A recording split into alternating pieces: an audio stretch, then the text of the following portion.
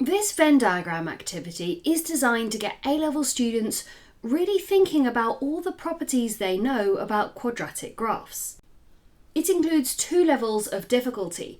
We have the challenge level, where no equations are given.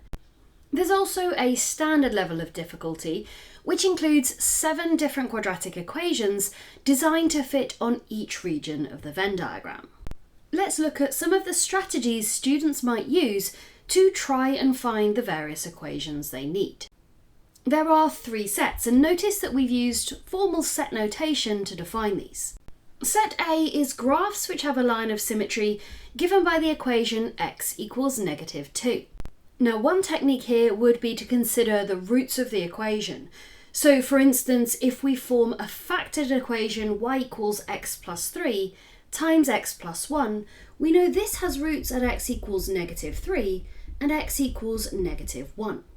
The mean average of these is x equals -2, and so this means that the turning point of this graph must lie at -2, and therefore its line of symmetry is given by x equals -2. Alternatively, students can complete the square, and we recall that an equation of the form y equals a times x plus 2 squared plus b has a turning point given by -2b. And so this means that their line of symmetry must be given by x equals -2.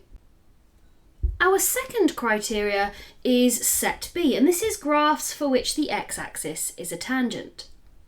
And whilst they could use calculus to achieve this, they really don't need to, since we know that an equation which has one real root has a graph for which the x-axis is a tangent. So they can use this information to find graphs which fit in section B. Our third set contains graphs which pass exactly through the point -4, 3. In this case, they'll need to find equations which work when we let x equal -4 and y equals 3. And we can use trial and error here, or we can be a little bit systematic and replace the constant term in our equation until it does work.